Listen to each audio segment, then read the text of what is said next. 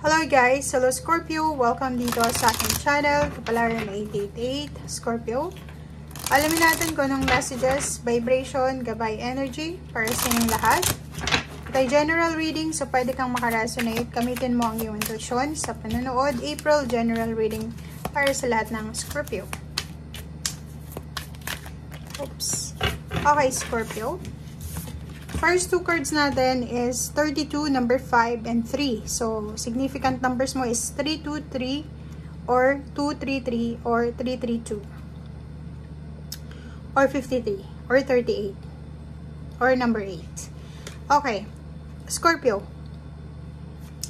Huwag ka daw matakot ngayong April. Okay? Huwag kang matakot sa kung ano man itong mga pagbabago na posibleng maganap sa buhay mo. Pwedeng maraming offers ng work, long distance, travel, relocation, or kung ano man to na pwedeng makatulong sa'yo, lalo na sa pag-abot ng iyong pangarap, ng iyong goals sa buhay. Okay?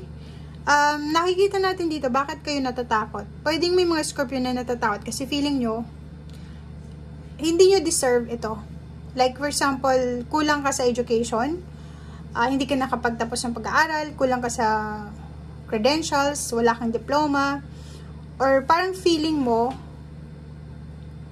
may kulang sa'yo, kaya ka natatakot. But sinasabi ng baraha sa'yo dito na kailangan mong ibigay yung 100% na energy mo, and yung kung ano yung kulang sa'yo, hanapin mo ito.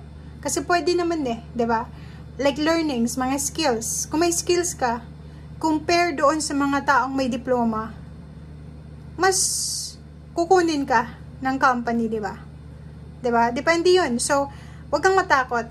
If ever may gusto sa inyo na mag-apply sa isang company, kulang kayo sa documents, pero yung experiences nyo ay sobrang malawak, huwag kayong matakot. Okay? Okay, next card is number 3, in the light of the moon.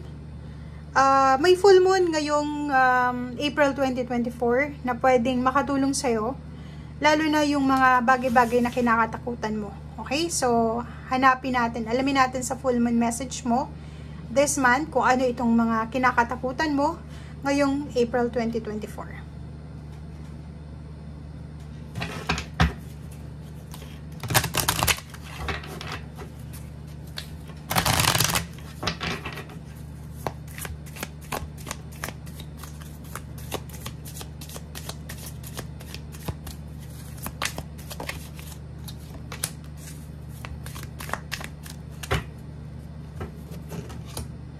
Okay. The crane bag. Oh, pera to. So, dito naman, sa baraha mo na to, Scorpio, marireclaim mo yung identity mo this month ng April. For example, kasi 25 siya, 7. Ang tagal mong hinintay itong pagkakataon na ito na parang maraming kahihiyan siguro. Marami kang kahihiyan na naranasan. Matagal kang unemployed, or pwedeng yun, marami kang utang siguro na kailangan bayaran.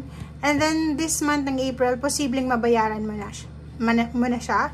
So, marireclaim mo yung power mo, yung authenticity mo. Diba? Yung parang nahihiya ka, natatakot ka na makipag-usap kasi may utang ka sa kanya or ganito, ganyan. So, dito sinasabi na posibleng makabayad ka sa utang, maayos mo lahat, and then, babalik yung dating sigla mo. Okay? Number 35 naman is crane bag. Sinasabi ng baraha sa'yo dito na may blessings na paparating sa'yo, Scorpio. Okay? May blessings. It's a big blessing siya. Kaso lang, kailangan mo dito ng healing muna. So, ibig sabihin niya, may blessings or biyaya. May good fortune and good luck na. Parang, halimbawa, nandito ka sa isang center na to, parang umaaligid lang siya sa paligid mo. Hindi siya makapasok sa pintuan mo Or hindi siya makapasok sa buhay mo. Bakit? Kasi may kailangan kang i-declutter, may kailangan kang alisin sa buhay mo, may kailangan kang pagalingin sa sarili mo. It's either resentment, it's either grudges, pain, heartaches from your past, or kung ano man to na kailangan mong pagalingin. It's either relationship or kung ano pa man. So, kailangan mo munang alisin yan para makapasok na itong umaaligid-aligid sa'yo na blessings. Okay? Okay.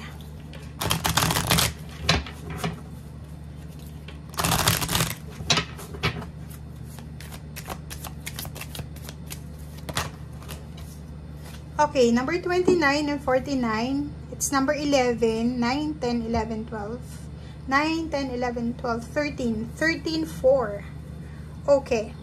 So, if single ka naman, may mga relationship dito na pwedeng magsimula.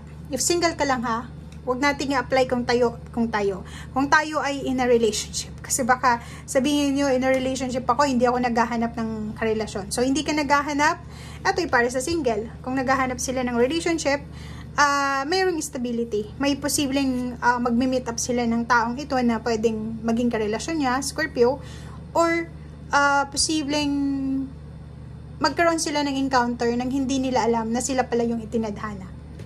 2911, the World card, bagong mundo. Is achievements, guys. So, may ma-achieve ka ngayong April na to. Okay? So, may ma-achieve ka or posibleng on the process ka of achievements. Like, estudyante ka ba? Malapit ka ng graduate or pwedeng parents ka, yung anak mo malapit ng graduate or ganito ganyan. So, the World card, papasok ka sa bagong mundo na may pag-asa, na punong-puno ng pag-asa, reclaiming your power, and sinasabi dito na merong mga bagong projects, interest or goals ka na posibleng i-execute ngayong buwan ng Abril. Okay? And manifestation, if ever na gusto mong mag-travel sa ibang bansa or lumipat sa ibang lugar, mag-relocate, possible ito ngayong April.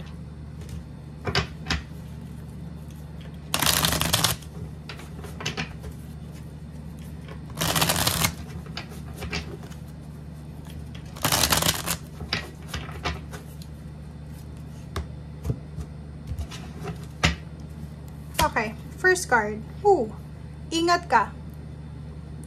Be cautious, guys. Kasi pwedeng ma-involve ka sa mga away. Pwedeng ma-involve ka sa kompetisyon.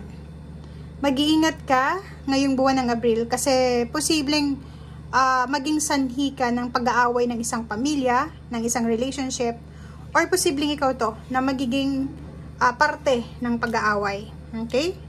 So, Hangman, so yun, nakikita ko sa'yo dito, mag-iingat ka talaga, Scorpio.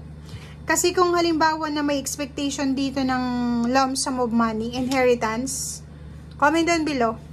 Kasi pwedeng may pinaglalaban kang inheritance, wag mo muna ngayong Abril na bigyan ng focus ito. Kasi pwedeng ma-involve ka sa pag-aaway.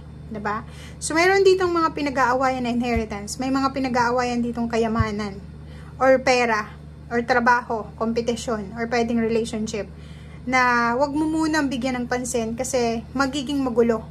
And eto yung pwedeng magdala sa'yo ng pain and heartaches. Diba? So, umiwas sa gulo, umiwas sa mga bagay-bagay na pwedeng may involvement ng lump sum of money. Umiwas kasi ikaw din yung magsasuffer sa bandang huli. Pwedeng ito yung maging dahilan ng stress mo, ng anxiety, ng depression, and sleepless nights.